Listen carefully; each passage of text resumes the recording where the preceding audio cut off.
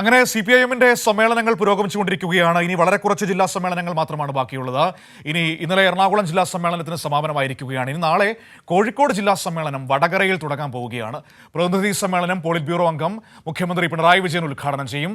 ഒഞ്ചിയം രക്തസാക്ഷി സ്ക്വയറിൽ നിന്നുള്ള ദീപശിഖ റാലി ഇന്ന് വൈകിട്ട് സമ്മേളന നഗറിൽ എത്തിച്ചേരും. അപ്പോൾ മേഘയാണ് നമ്മളോടൊപ്പം ചേരുന്നത് വാർത്തയുടെ സമഗ്ര വിവരങ്ങൾ നൽകാനായി. Megha, good morning. Good morning Manu. CPIM-ന്റെ സമ്മേളനകാലമാണ്. വിവിധ ജില്ലാ സമ്മേളനങ്ങൾ, ബ്രാഞ്ച് സമ്മേളനങ്ങളിൽ തുടങ്ങി ലോക്കൽ ഏരിയ സമ്മേളനങ്ങൾ പൂർത്തിയാക്കി ജില്ലാ സമ്മേളനങ്ങൾ പൂർത്തിയായിക്കൊണ്ടിരിക്കുകയാണ്. ഇനിയിപ്പോൾ കോഴിക്കോട് ജില്ലാ സമ്മേളനത്തിന്റെ തിരക്കിലേക്കാണ് നമ്മൾ എത്താൻ വേണ്ടി പോകുന്നത്. ഈ ദീപശിഖ റാലി അടക്കമുള്ള കാര്യങ്ങൾ ഇന്ന് സമ്മേളന നഗറിലേക്ക് എത്തും അല്ലേ?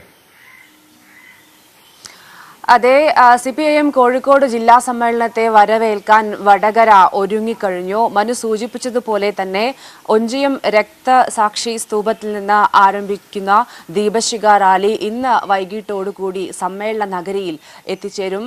സമ്മേളനത്തിന്റെ പതാക നേരത്തെ തന്നെ ഉയർത്തിയിരുന്നു. 21-ാം തീയതിയാണ് സമ്മേളനത്തിന്റെ ഭാഗമായി ആ ചടങ്ങ് സംഘടിപ്പിച്ചിരുന്നത്. അത് പ്രചാരണത്തിന്റെ ഭാഗമായി തന്നെ ഒരാഴ്ച മുൻപേ പതാക ഉയർത്തുകയായിരുന്നു. ഇന്ന് വൈകിട്ട് ദീപശിഖ ഈ സമ്മേളന നഗരിയിൽ എത്തിച്ചേരും. നാരായണ നഗറിലെ കോടിയേരി ബാലകൃഷ്ണൻ നഗറിലാണ് 3 ദിവസത്തെ CPIM കോഴിക്കോട് ജില്ലാ സമ്മേളനം നടക്കുന്നത്.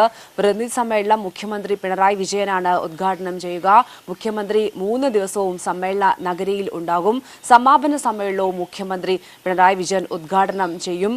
പോളിറ്റ് ബ്യൂറോ, കേന്ദ്ര കമ്മിറ്റി നേതാക്കൾ ഉൾപ്പെടെ സമ്മേളനത്തിൽ പങ്കെടുക്കും. 439 പ്രതിനിധികളാണ് ഈ സമ്മേളനത്തിൽ ഉണ്ടാവുക. ജില്ലാ കമ്മിറ്റി അംഗങ്ങൾ, കേന്ദ്ര സംസ്ഥാന നേതാക്കൾ ഉൾപ്പെടെയുള്ളവർ സമ്മേളനത്തിന്റെ ഭാഗമാകും. 31-ാം തീയതിയാണ് സമാപന സമ്മേളനം നടക്കുക. 1,00,000-ഓളം പേർ അണിനിരക്കുന്ന റാലി ഉൾപ്പെടെ സമാപന സമ്മേളനത്തിന്റെ ഭാഗമായി അണിചേരും.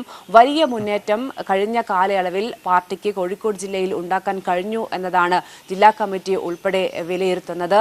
ഏതായാലും കഴിഞ്ഞ കാലത്തെ സംഭവ വികാസങ്ങൾ ഉൾപ്പെടെ നടക്കുന്ന സമ്മേളന വേദിയിൽ ചർച്ചയാകും എന്നത് തീർച്ചയാണ്.